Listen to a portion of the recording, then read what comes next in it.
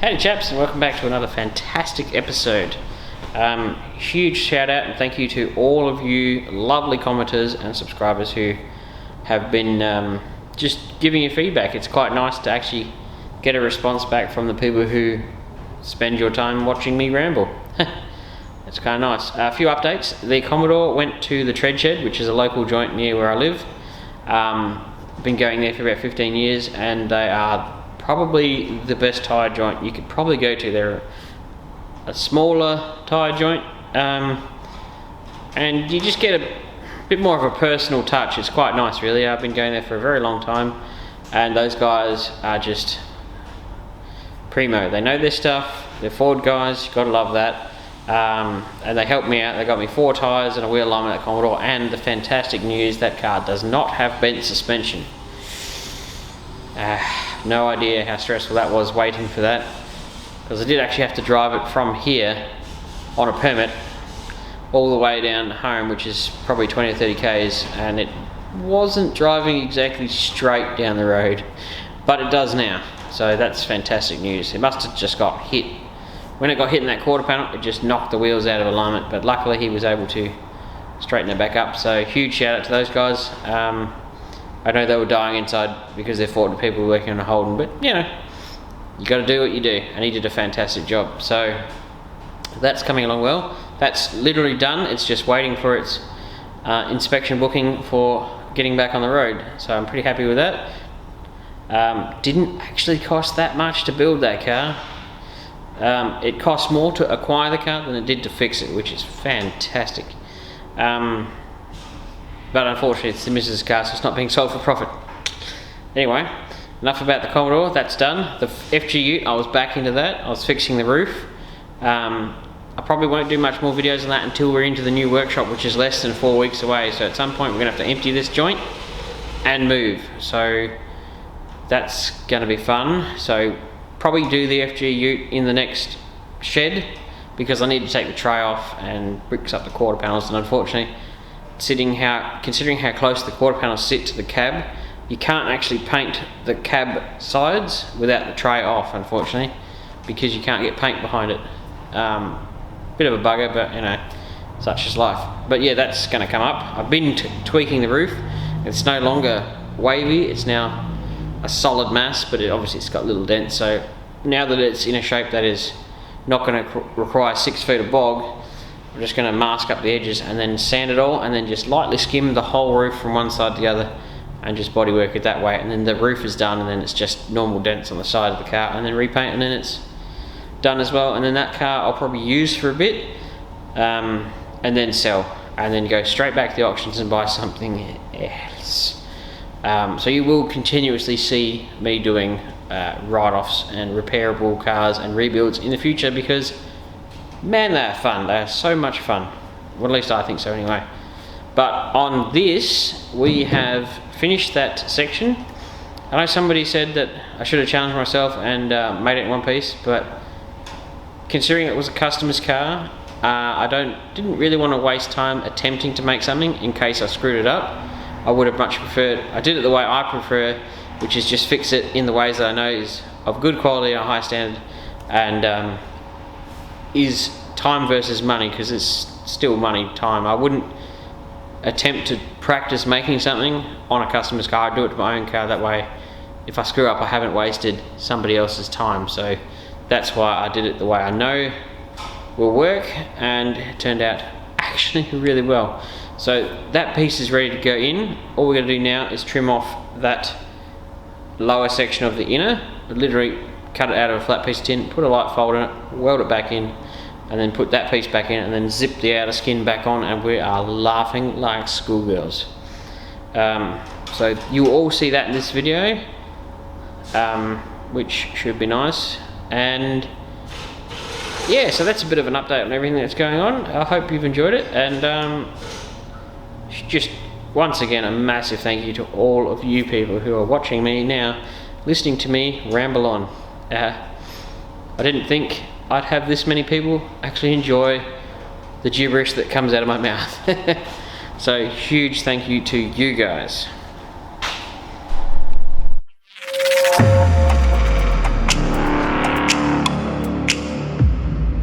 So chaps, this is the next piece out, pretty straightforward.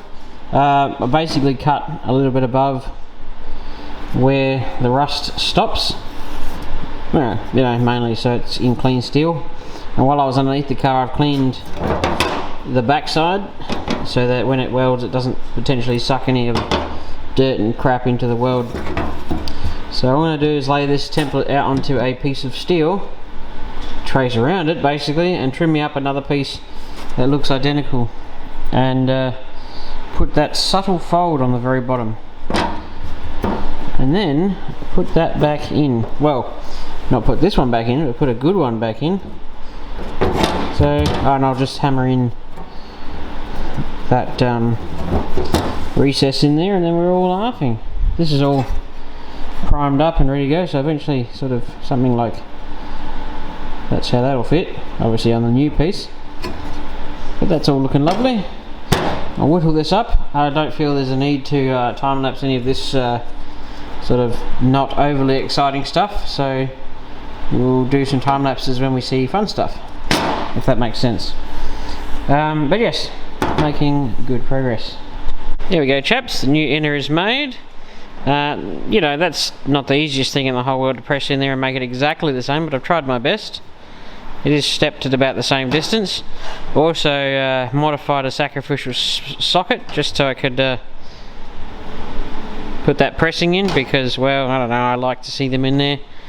And it's got a very slight fold on the bottom, just like the original. It's got a little nook for where that I happened to cut. Unfortunately, happened to cut straight through that hole. So obviously there's the bottom of the hole there. It's all looking lovely. So that's ready to go in. This is ready to go. I mean, obviously I've got to prime that, but that's ready to go back in.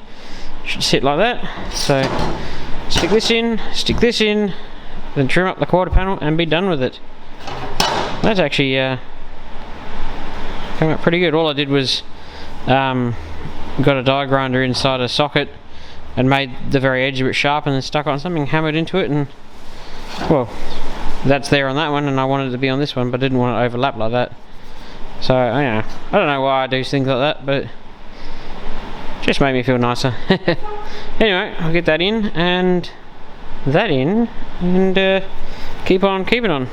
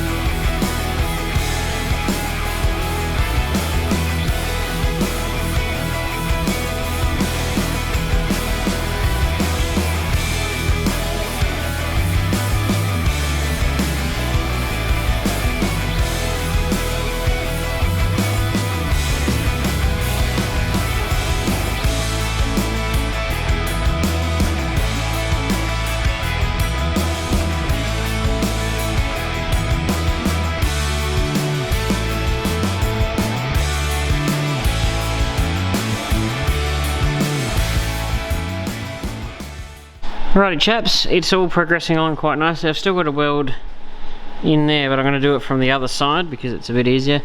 But I figured I'd grind down these so far, and yeah, that's actually not too shabby. You'd almost be half proud of that. Basically we're just going to weld that bit, grind it, and then re-etch in there, and a bit of copper spray, and then we can put the next piece in and keep on keeping on. Right, so we've reprimed this, well, not reprimed it, but primed it for the first time Re-copper sprayed that. We've got our little hole back here looking lovely. Got our new piece ready to go, all copper sprayed. I'll just weld up where those plug welds were somehow. Sure I'll be able to do it. I know a guy. So this piece will go right in there, and in theory should look as close as I could possibly ever make it factory original. And that's what the main goal is. The idea is to make it look like it never was touched. And you can just make out, possibly not on camera, the little pressing in there. The idea is to hopefully have this done to the point where it looks exactly like the factory left it. I mean, that's the ultimate goal, isn't it? But this is where we're up to. And because I repaired an original piece, it just goes straight back in. And they always had this little bit at the bottom, so don't worry about that. That is looking absolutely lovely. We'll get that back in, and then we can get the outer skin ready to go back in, because that should be absolutely the easiest piece, because we don't have to make that piece. Now I don't have to make this piece, so we just put them back in and then put the outer skin on and be done with it. So that should make it rather nice.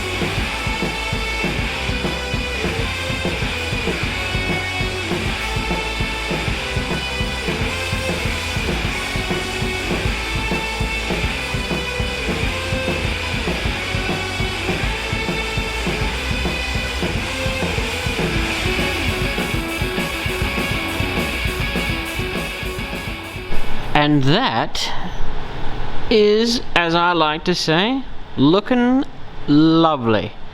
I will have to say though, you get some variations between these falcons and stuff. When I say, and I've said it before in other videos, how none of them are actually that well put together. So I've seen these inner tubs in many different locations. This one happens to be a lot further back on this panel than what I've seen before, but unfortunately I've just put it back to where it was, so we're looking pretty good. But I've tried to replicate this as close to original as possible. So from what I've experienced with these cars, this inner panel has an ever so slight roll on the end of it.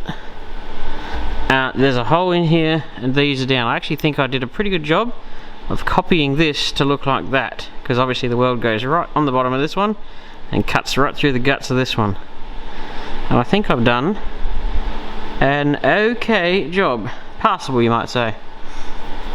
So I mean, it warped a little bit here, but when you weld the new one on, outer skin should I say, it will pull into alignment.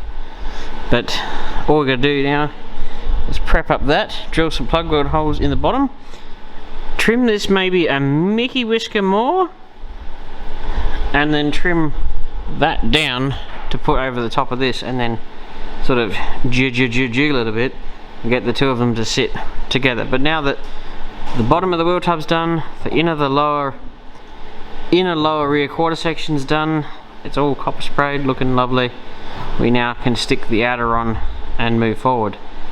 If only they looked this good when you took the skins off, eh? But we got our two drain holes, one in there, one in here. Smashing, eh? And I've etch primed it and all that stuff. So rolling on to the next bit. Righty, now we've got our new piece, which, you know, it's a good approximation, but not that good. I've trimmed it down so it's saving the majority of the old one, and you can see that it's not an exact fit. Sticks out a bit here, so we'll be doing some trimming. I also reckon, my humble opinion, I'm going to run it through my stretcher and actually flatten it out through here. I reckon the curve is a bit too aggressive through here. It's a close approximation, but it ain't no miracle piece. Now I'll lay down here and we'll go up like this. So that's ultimately the end goal. We're going to weld through here into here. One day I will get a proper spot welder and be able to do this properly. What I'm going to do now is I'm going to just trim off the remnants of that, so this can slip up just a little bit further, so it can sit up in there, and then I can trim the rubbish off. Also on this particular panel, had to fold that fold, which is the two joint. It had to be folded from, like, I don't know, like that to like that. This had to be tapped from there down, because it wasn't right unless the panel was going to go like that, which is not. They point straight down. So we're actually progressing along quite well. This is actually the easy part. I know that sounds ridiculous, but it is. So I'm going to take this back off, trim up under here, then put it back into place also after I've flattened out that section so it's a bit more closer to the original shape. And then we're going to put it up here. I might radius that a little bit because it does make for an easier repair. I can't quite remember, but something about when you get two corners coming together, it sort of does a little something funky to the metal, moves in some weird ways. So ideally you want to put a round edge on that rather than up and down. But that's realistically all we're going to do. This is one of those Howard Astle $80 pieces, I think. So straight off the bat, cut them short because they're way too long, which is why I think they originate from the wagon ones, because it was, no joke, like that long.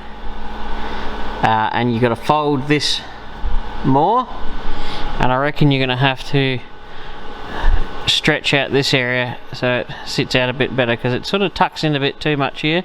But that's not Astle's fault. I think that's the, I don't know where he gets them, but I'm absolutely certain, almost about 99%, that this is a Rare Spares piece reworked, because the one you can buy from Rare Spares doesn't have that lovely, actual quite nice groove in there. So I reckon what they do is they get the one from Rares, which is a wagon one, which is that long, and it's got a flat on it, and they put it through a folder, do a couple of little tweaks down here, and then oh voila, you have a sedan one with the right channel in it. So that's what I think this originated from. So he can't be blamed for any of the wrongdoings up here, because they only did this bit in here. And remember, these are only designed to aid in your repair, because realistically, to make that from the flat piece, that would actually be quite time consuming.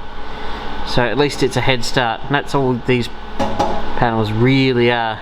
So enough of that, we'll just cut this, trim off the little sliver that's in there so this can sit up, because it'll never sit right because it's actually sitting on top of the other panel. So we'll trim it, move it up, sit it right, and then do some final choppy chops into the areas, and then we can push that up, I reckon. So that is what we'll do, and then we'll catch you up once I've done that and see if it's actually any better. After much messing around, we now have the, as I kneel down, quarter panel section fitting to a level where I'm happy to now officially trim and weld it in. But this is one of the issues that you do encounter with this panel. It's like when they did this bit, it was too big. Like, I've encountered this issue on every single one of these Rare Spare pieces, and I'm absolutely certain it is, on every single one of theirs I've ever fitted in my entire life, and I've fitted so many lower sections on these Falcons. It is not funny. There is I don't think a single car I've ever worked on has not had at least one done to it. And they all have this issue, and I don't know why they've never addressed it. Just move it up, guys. Was it that hard? So I've crispened up, if that's a word, made this a bit sharper, tapped this around so it's all fitting quite lovely through here. I mean, I'm going to have to, if you stand back you can sort of see where it's sort of about here. It's got to have a slice down to about here, and then that, and just a pie cut taken out and stood back up and then re-welded. Or your other option is tap it around that and then slice your pie cut off in there. Either works, and I've done it both ways, but on this particular one, because I'm really happy with how this shape is matching up, I'll probably just do my pie cut down there and take that sliver and then tap it up. But I wanted this shape to be right, because this is bearable, but that's just annoying really. I still think that the people who make them don't ever install them. That's probably why you encounter them with that extra sticker, as it's a patch panel. You know, they never used to have those on their panels. That's a fairly recent addition. So all down here is nice. I've had to reshape it a little bit just to make it a bit prettier and a bit more to the original shape of the inner piece. So yeah, like I said, that's just got to be trimmed, and then we just zip off on. And don't know if I'll have it finished in this video, but I'll certainly have it tacked in this video. But that's the main key area that is a bit of a pain to deal with, but that's pretty straightforward. Bit of loving, bit of shrinking, bit of stretching. Had to stretch here, shrink here, do a few things just to make that better, basically. I just want it to be as good as possible for the customer. I don't want them to be having something that's I don't want the customer having a car with repairs that I wouldn't be happy with. So I do them to the standard that I'm happy with, which is hopefully industry standard. And then they should be happy, because if I'm not happy, they won't be happy. So I just try and give them the best. Basically I treat every car like as if it was mine, and every car gets the same exact quality work. So trim off, tidy up a bit, zip it in. So chaps, this is where I'm wrapping up this video, because, well, I think it's a good spot, and the next one I'll do the next little bit. So what I've done is trimmed up here, done my big curve, and I'll be able to cut that with a grinder, so don't worry about that. And I tend to start from one side and work my way around in case the panel does a bit of walking and talking, but it's tacked. And because this isn't as strong as this, or vice versa, I've tweaked it, so that they're all the same height as it goes up through those curves. It is clamped in, ready to go. Well, obviously it is, because I'm welding it in. So what I did was I trimmed out the bit that was behind here to about here, so this bit actually still hangs down under here. So as I've done on many times before, I'll just cut and tack and cut and tack and cut and tack until that piece just falls off on the inside, and then I'll drill my holes through here once I work out that bit too. So that's where we're up to, and obviously you can see that the panel, this one is not quite right because it kicks up a bit through the underneath. So we'll have to tweak it a little bit as we go there, try and make it as nice as possible, but that's well on the way. Basically after this you just cut tack and then until you've welded the whole thing in, and then grind it down and you laugh, and then that's basically the end of this whole lower quarter panel section repair doodad and hoo-ha. I hope you've enjoyed it, and sorry for the slight delay between videos, but you know, you can't make videos all the time, you got to do a bit of living. And if you're wondering how hard that claw was to get through that hole, very hard. because it was not quite big enough. But yes, there's a bonus of giant vice grips too. So that's where we're going to leave it, and we'll catch you up on another episode.